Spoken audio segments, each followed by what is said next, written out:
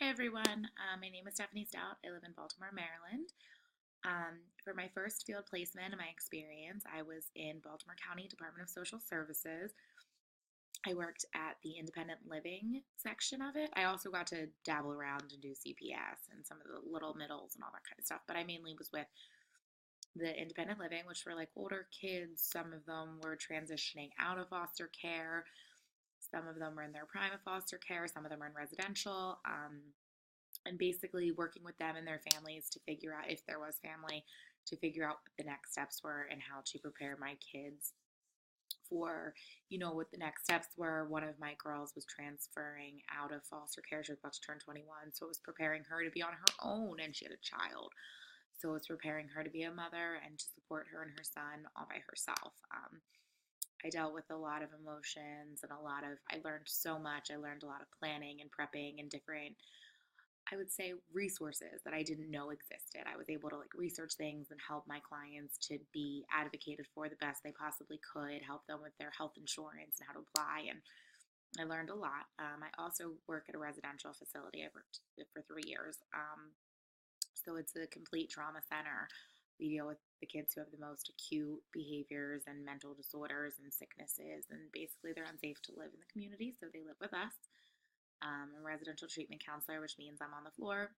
I'm dealing with the crises, the emotions, the outpouring of, whatever's going on in their lives. It's a lot, and I really truly love it. I've learned so much clinically from being in residential, understanding behaviors and how to identify them, how to, completely try to resolve a crisis without it getting too physical, or how to deal with it when it does get physical.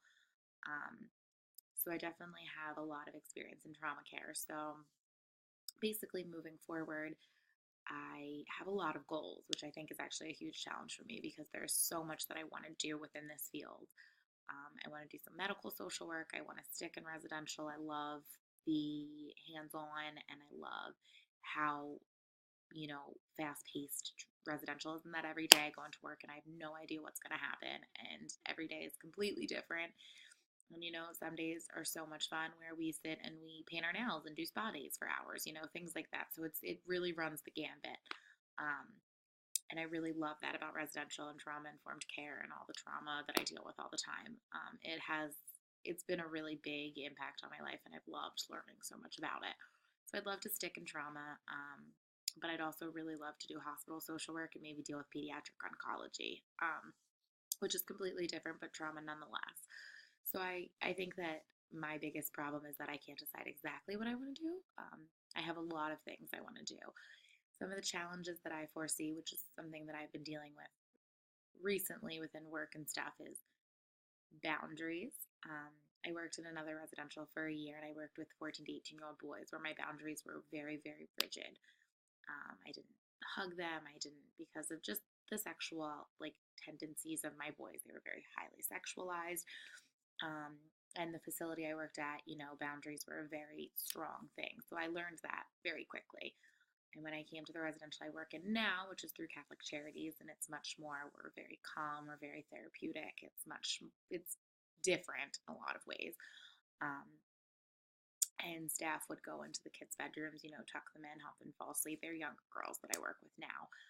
Um, and so my boundaries, I constantly question, what's too much, what's not enough. I think about myself as a young girl and the love and the care I got from my parents, and how these young girls still need all that in their lives. So my boundaries have changed a lot from, being very we can't hug, nothing like that, to now I will hug my girls and say goodnight.